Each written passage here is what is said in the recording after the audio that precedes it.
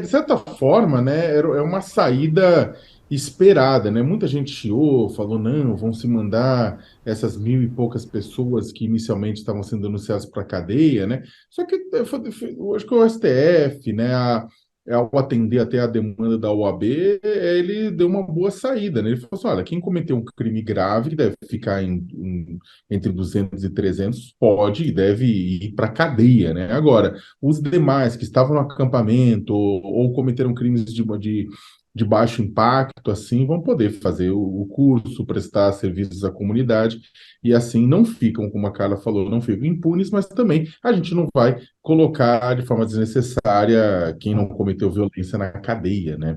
Então, inclusive, na verdade, era uma boa oportunidade para aproveitar e criar um mutirão para verificar as pessoas que estão presas, inclusive no sistema prisional, e já deveriam estar soltas. Mas eu acredito que é uma boa saída. E eu acho que é o seguinte, Diego, é uma boa saída, é importante, só que ó, tem dois movimentos, né? Porque ao mesmo tempo que a gente está vendo muita gente já finalizando sua situação com a justiça, deixando claro, condenações baseadas, inclusive, tendo como régua essas três primeiras que foram feitas pelo STF no plenário, né? Muita deve acontecer no plenário virtual. Então vamos descobrindo o que vai acontecer com o pessoal que executou o golpe, né? Isso já está se desenrolando, e muito em breve a gente deve ter a solução para todos eles, só que ainda está em aberto a situação daquele que planejou o golpe, né? O cabeça do golpe, a pessoa que está no centro de tudo isso, que é claro, o ex-presidente Jair Bolsonaro. Esse ainda vai demandar um bom tempo, né?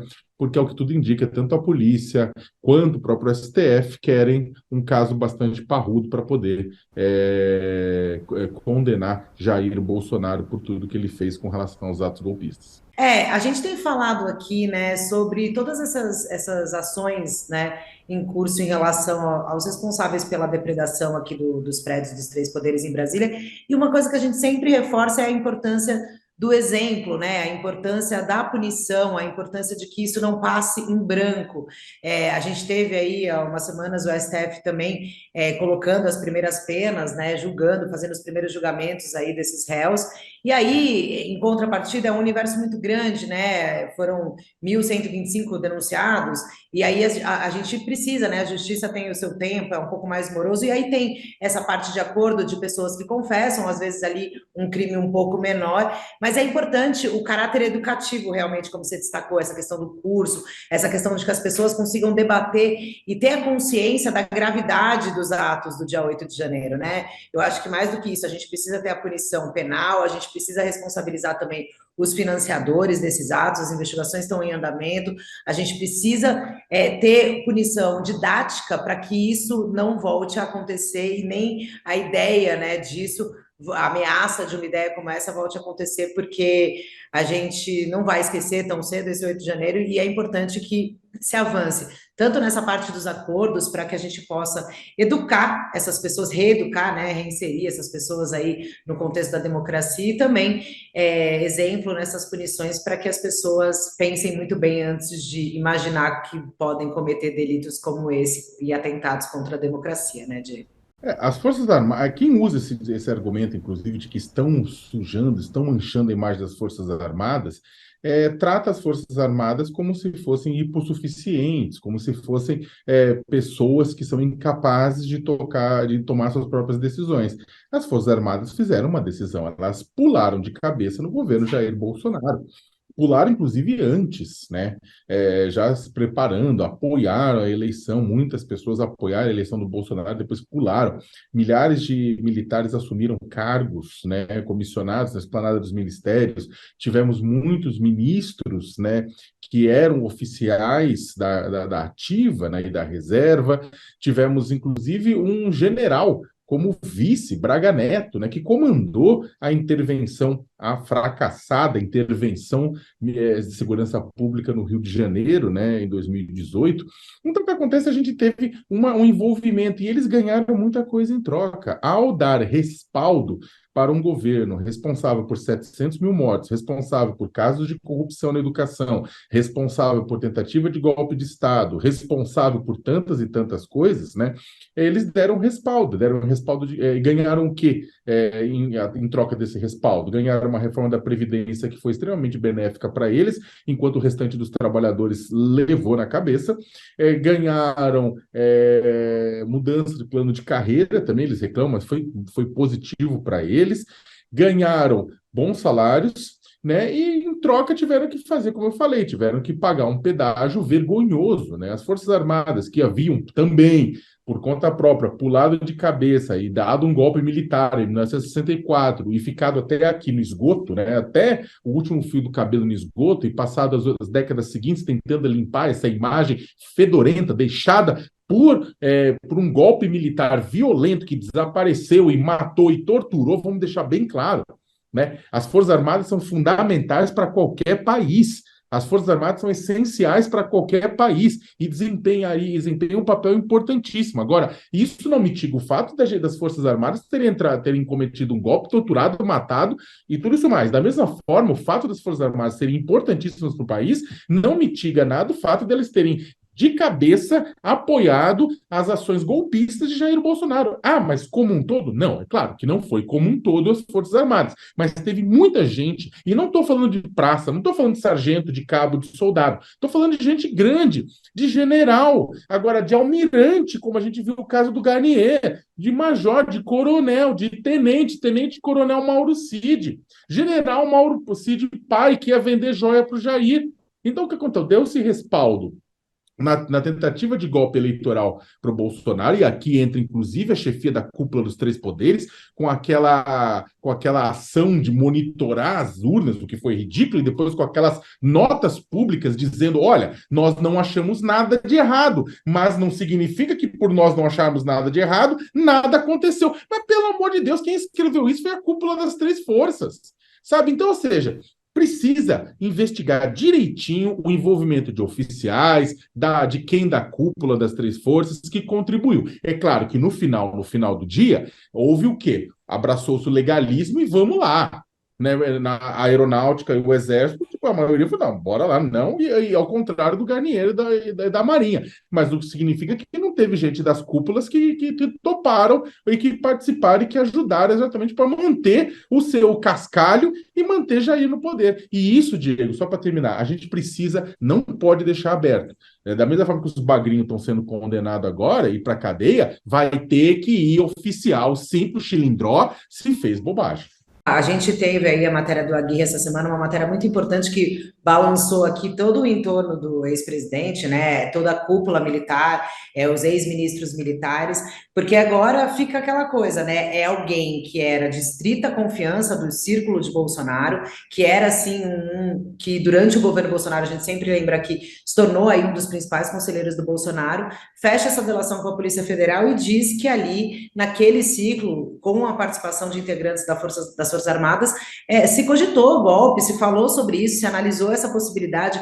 Então, é muito engraçado, Diego, porque a gente vai com o tempo e com as revelações que vão vindo à tona, é como se um quebra-cabeça fosse encaixando e as coisas fossem sendo críveis, né, mesmo, assim, do tipo, olha, quando falavam que estava tendo a reunião, que o comandante da Marinha, naquela época que não quis, de forma inédita, né, o almirante, o Garnier, que não quis fazer a passagem para o novo comandante, quando se fala que, olha, ele era uma figura frequente nas reuniões da Alvorada, e quando o Cid, nessa delação, fala que ele era um dos integrantes das Forças Armadas que teria embarcado na ideia, que teria dado aval, falando, olha, eu embarco nessa história, a gente vê a gravidade da situação, e aí é muita coisa para explicar, né? A gente viu ontem o Exército e a Marinha soltaram nota, tentando evitar falar no assunto, dizendo que ainda está no âmbito do judicial, só que é evidente, é claro, na cúpula das forças, e eles já falam isso há algum tempo, desse desgaste para a imagem que o bolsonarismo e o governo Bolsonaro trouxe, mas com as revelações que a gente vê na delação do Cid, evidentemente, nesse caminho, como a gente está falando em punição, né? O Bolsonaro se defende dizendo que pode ter ideias, mas nunca colocou em prática, e agora a nota da defesa diz que nunca agiu fora das 4 linhas da Constituição, mas as apurações precisam avançar, e, de novo, a gente precisa acreditar que essas ações, mesmo que sejam ideias, mesmo que sejam minutas golpistas jogadas em vão ali, precisam também ter algum tipo de didática, né? Não se pode planejar golpe, não, enfim, é crime também só pensar nisso, né? É. Então, a gente vai ter que acompanhar os desdobramentos das investigações de um quebra-cabeça, de uma teoria golpista que se encaixa com uma delação importante de alguém que era muito próximo do Bolsonaro e também alguém que estava e está, né, ainda inserido dentro da corporação das Forças Armadas, com uma influência que tinha o pai general, que tinha um respaldo e um respeito. Enfim, tem muita apuração e muita responsabilização para vir pela frente. A gente ainda tem alguns desdobramentos para acompanhar nessa teoria golpista, que se prova muito mais, não é uma teoria da conspiração, não, era uma teoria que acontecia dentro do Palácio da Alvorada, né? É super Exato. grave tudo isso que teve vindo à tona. É engraçado, né, Diego, porque a gente vem falando já da possibilidade da inelegibilidade do Moro há um tempo, é quase que um fantasma que já tem rondado aí o ex-juiz. Eu vou até fazer uma propaganda aqui de colegas do Aguirre Talento, que é aqui do colunista do UOL e da Bela Megali. Eles escreveram um livro, O Fim da Lava Jato, que é um livro muito didático, que fala bem e que mostra bem. Eu acho que a gente tem vivido o fim da Lava Jato nos últimos meses, nos últimos anos, de uma forma bem emblemática, né? Cada vez que a gente volta em uma decisão vai no sentido de mostrar os abusos da operação, a gente fala, nossa, mais uma pá de cal nessa operação, mais uma pá, mais uma demonstração de como havia excessos e de como existia ali meios fins que não justificam os meios ali, para dizer, né? Enfim, tinha um erro de conduta e tinha uma série de desconfianças em relação à atuação do Moro, do Dallagnol, enfim, de toda essa história que envolve a Lava Jato, a prisão do agora presidente Lula, na época ex-presidente, enfim, tudo isso que vem vindo à tona, a anulação das provas ali das lenienses, enfim, é um enredo que a gente tem acompanhado essa novela do fim da Lava Jato que está faltando aí ser enterrada. Eu acho tem um destaque na decisão aí de hoje que ele fala, que o magistrado fala: o alegado combate à corrupção não pode servir para se praticar as mesmas condutas que se busca reprimir, né? Enfim, tem aí esse processo de investigação. Vamos ver como é que tem o tempo, né, da justiça aí nesse caso, mas esse fantasma da cassação de Moro, como o Daniel foi cassado, é um fantasma que já tem estado e circulando aqui em torno do Moro já há algum tempo. A gente tem que aguardar também os desdobramentos de como é que vai terminar essa história, mas é uma história, voltando de novo ao livro, O Fim da Lava Jato, que parece cada vez mais melancólica, né? Mas o senador, né, como bem colocou a Carla, eu tinha até conversado com alguns colegas do Moro um tempo atrás que estavam falando, olha, o Moro é um ex-senador em exercício.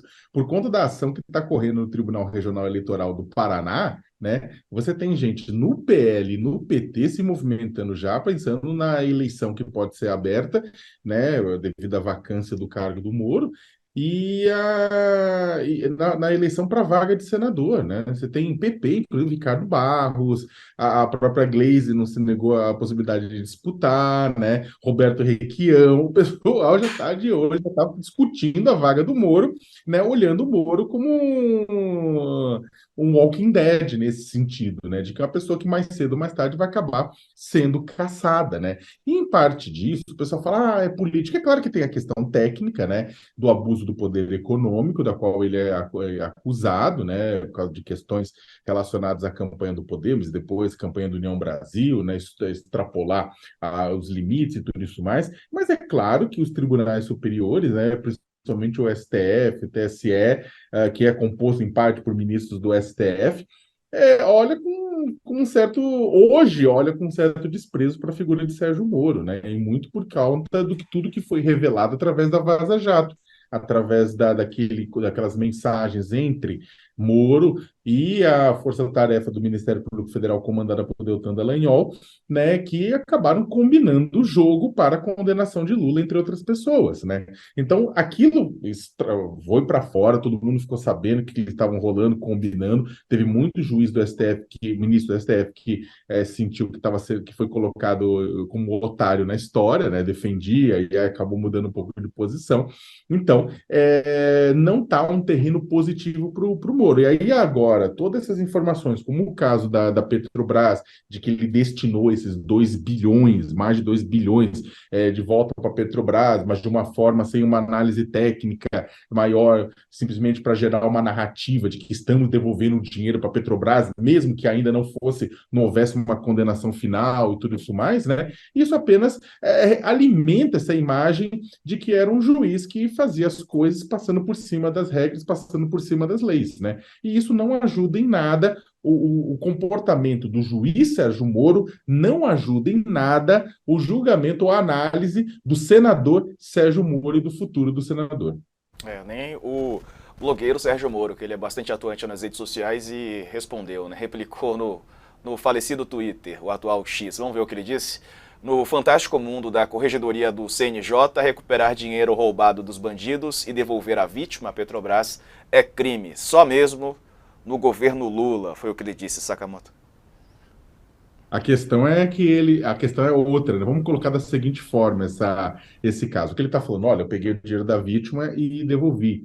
A pergunta é a seguinte: vamos colocar um caso que você força uma pessoa a devolver dinheiro para outra, só que essa pessoa ainda não foi condenada em última instância por roubo, né? E depois você descobre, inclusive, de que o juiz que estava no caso e o promotor que estava no caso estavam mancomunados para condenar essa pessoa e essas pessoas envolvidas por roubo. Ou seja, você não tem uma justiça que é parcial, neste caso. Você ainda não ficou definido em trânsito julgado, definido final, que realmente essa pessoa estava culpada e merecia devolver todo esse dinheiro. Eu estou passando pano para a corrupção? Não. Eu estou só falando o que aconteceu. Era uma justiça que estava mancomunada, combinando o resultado, e ao mesmo tempo que mandou a devolução antes de uma decisão final.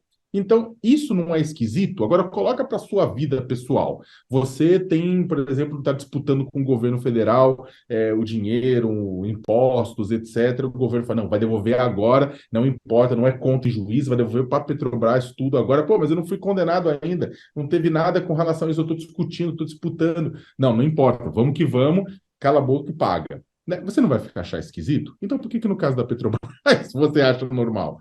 Então, tá aí. A gente teve, inclusive, mortes, né? Uma quantidade grande de mortes é um indicador de incompetência, não de sucesso. Muitas vezes governos estaduais colocam uma quantidade grande de cadáveres, uma pilha de corpos, normalmente preto e pobre, como indicador de sucesso. Não é indicador de sucesso, é indicador de fracasso de uma política de segurança pública, né? Ah, você está dizendo, eu não estou defendendo, dizendo que as pessoas que foram mortas não estavam em confronto, isso aí é uma coisa que a polícia vai ter que mostrar e provar, né? A polícia tem que provar, quando mata alguém, tem que mostrar por que matou, né? E não simplesmente falar, se morreu é porque era bandido, porque aí você está transferindo para o cano da arma do policial, né, uma coisa que pertence à justiça e pertence à investigação policial. Então é o seguinte, só que o fato é que quando você tem muitos mortos, significa que a estrutura de inteligência da polícia não funcionou. Porque uma estrutura de inteligência ela pode evitar que mortes aconteçam, evitando confrontos, atuando preventivamente para que as pessoas sejam presas em momentos mais, sabe, em outras situações, né? Evitar esse corpo a corpo, inclusive evitando colocar em risco a vida de policiais. Né? Então, a atuação da inteligência é fundamental. A atuação do chega lá e mata é que é o complicado. Agora, há uma discussão de que há um déficit de inteligência no sistema de segurança pública da Bahia, né? Que no ano passado, de acordo com números do Fórum Brasileiro de Segurança Pública, presente no anuário do Fórum, a Bahia ultrapassou o Rio de Janeiro no estado em que há uma letalidade policial, ou seja, em que a polícia mais mata. E repito, não é indicador de segurança, tanto é que nós estamos vendo, né, a violência, o medo na periferia de Salvador, na periferia de outras cidades, né, o medo, inclusive, de famílias de policiais, Então você tem uma situação que está desarticulada, uma situação que está desconectada de processos de inteligência, né? E é claro que é importante garantir armamento novo para a polícia, sim, mas mais importante do que armar a polícia é garantir essa inteligência, conectar a inteligência da Polícia Civil e Militar da Bahia com a Polícia Federal, com a Polícia Rodoviária Federal, com o Exército, com a BIM, que seja com um sistema mais robusto com outros estados, entender a conexão dos cartéis de crime que operam na Bahia com outros estados, bloquear envio de arma, bloquear, pegar as pessoas quando elas estão em trânsito, enfim, né? Precisa fazer muita coisa, mas a Bahia parece que está tirando só, está enxugando gelo, né, Diego? Está só usando paninho lá, enxugando gelo, ao invés de resolver o problema de uma forma estrutural.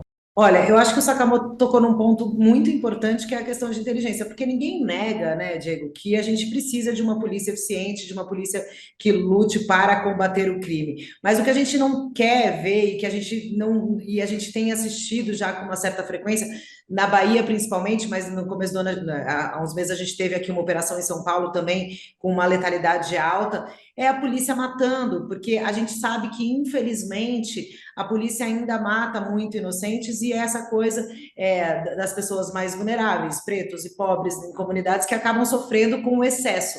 Então, a gente precisa ter uma polícia bem preparada, mas a gente precisa ter uma estratégia de como combater esse crime organizado, não só com a violência, né? Porque a gente sabe que tem também aí abusos, às vezes a polícia entra na comunidade de uma forma equivocada e acaba, infelizmente, atingindo aí a vida de inocentes, e a gente não quer mais tolerar isso, né? Enfim, a gente teve isso em São Paulo, tem isso em Salvador e na Bahia como um todo, um problema que é crescente na Bahia. Recentemente, conversando com o ministro Rui Costa, da Casa Civil, que é ex-governador da Bahia, ele admite aí a força desses grupos criminosos na Bahia, e que veio crescendo, mas é isso, falta inteligência, falta a polícia saber atuar de uma forma mais eficaz e sem terminar em mortes que a gente vai ter que investigar, e aí, enfim, mortes suspeitas e, infelizmente, às vezes morte de gente inocente. E aí, nesse caso, de novo, voltando a toda a tônica que a gente veio falando aqui um pouco hoje, também não podemos, a gente não quer que a polícia morra e a gente não quer que a polícia mate, muito menos mate inocentes. Então, também tem que ter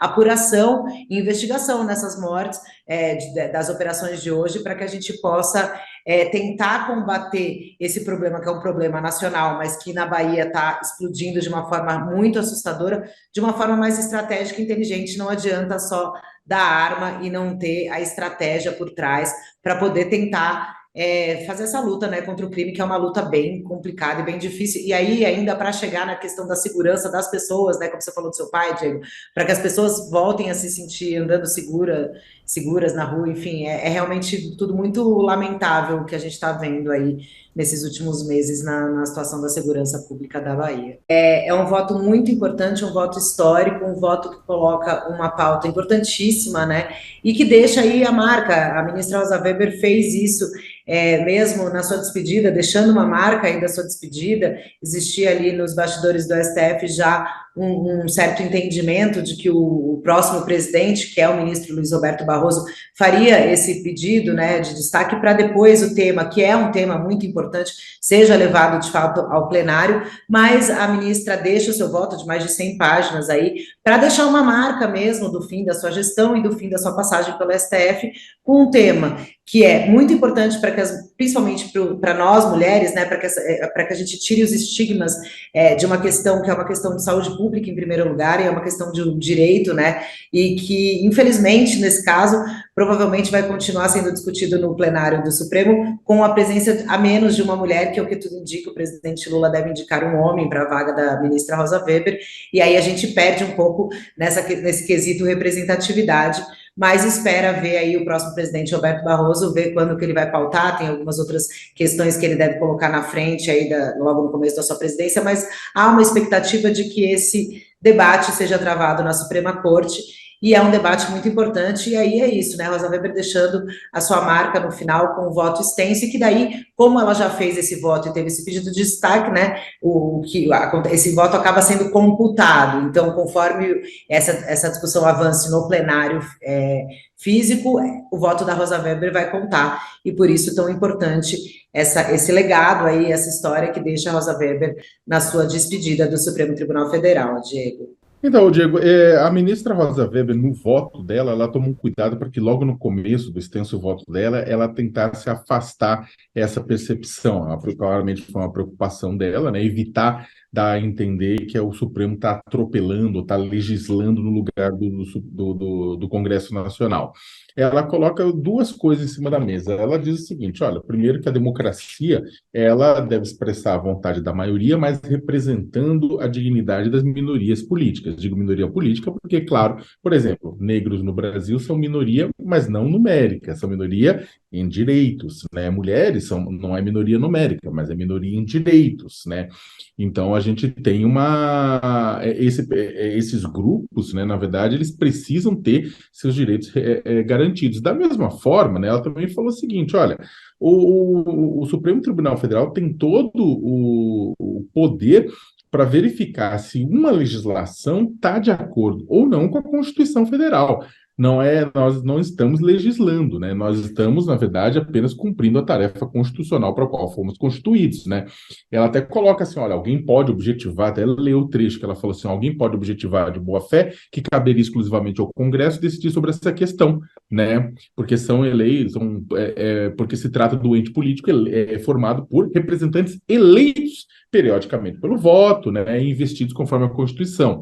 Né, a representação popular é, sem dúvida, aspecto central da democracia, ou seja, ela acolhe a crítica, porque tem muita gente no Congresso que fala: ó, nós fomos os eleitos para isso, e principalmente muitos grupos religiosos conservadores que criticam a discussão sobre o aborto no Supremo, falando: eles foram eleitos para isso, não vocês, eles que fazem leis. Mas o que ela diz? Ela faz o seguinte: porém, outro aspecto fundamental das democracias liberais é que os poderes, né, que os poderes estão sujeitos, né, às regras e os princípios da Constituição. Então, se você cria uma lei, que no caso é o Código Penal, os artigos 124 e 126, que criminalizam o aborto, né, se isso não está à luz da Constituição, dos princípios da Constituição, então essa lei está equivocada, essa lei está inconstitucional, e essa lei precisa ser alterada. E é isso que ela falou. Ela falou assim: olha, não estamos legislando, nós estamos apenas vendo que esta lei, desse jeito, ela precisa ser alterada, e aí ela faz o quê? Não precisa alterar a lei inteira, mas até a 12ª semana de gestação, sim, a mulher precisa ter o direito a isso, por uma questão de saúde pública, por uma questão de autonomia do seu próprio corpo, por uma questão de dignidade, por uma série de questões.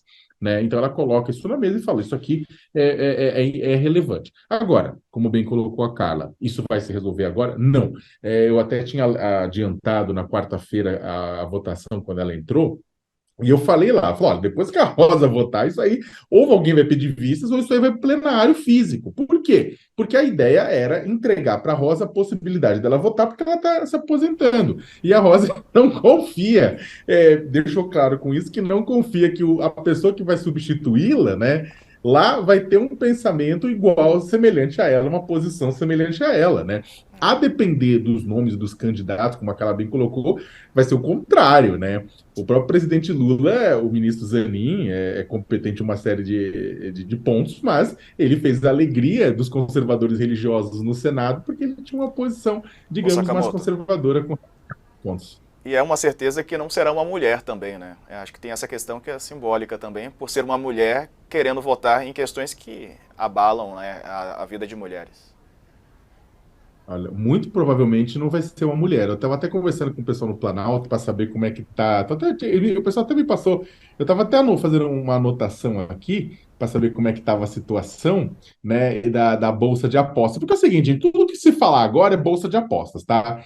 Tem plantação. No jornalismo plantação é quando, por exemplo, você pega uma fonte que fala uma coisa e que não necessariamente ou é desejo da fonte daquele nome prosperar, ou é desejo da fonte do nome não prosperar. Por quê? Porque o Lula detesta quando alguém fica futucando um nome, aí ele fala, pera lá, né? Não gosto disso, né? Então, tem muita plantação acontecendo, tem muito balão de ensaio, tem muita tentativa de nome, e tem muita gente de olho. Desculpa até aproveitar para falar outra coisa e pedir até para a Carla me complementar, ô Diego, que é o seguinte, tem muita gente tem de olho nos cargos de segundo, dos cargos de segundo escalão, desculpa, nos outros cargos que vão ser liberados com a indicação. Então, por exemplo, tem uma possibilidade que o pessoal colocou, Flávio Dino, ministro do STF, Marco Aurélio de Carvalho, do Prerrogativas, ministro da Justiça, Adriana Corsi, ministra da Segurança Pública, com o Ministério da Justiça e Segurança Pública se dividindo em dois. Outra possibilidade, Jorge Messias como ministro da STF e Annelise Lenzi, né, assumindo como advogada-geral da União, ela que é da Procuradoria-Geral da Fazenda. Outra possibilidade, Flávio Dino indo para o Ministério e sendo ministro Supremo, Jorge Messias saindo da AGU e indo para o Ministério da Justiça, quebrando ao meio com Adriana Corsi como ministra da Segurança Pública, que ela é deputada do PT, e Annelise Lenzi como advogada-geral da União. Isso são 3 cenários possíveis, né? Tem muitos outros, e aí, a depender do gosto do cliente e do freguês, principalmente quando as pessoas estão envolvidas. Tem muita gente que fica vazando para jornalista quando ele mesmo vai ser beneficiado também. Tá uma loucura isso, e vai continuar essa loucura até o Lula tomar uma decisão. Qual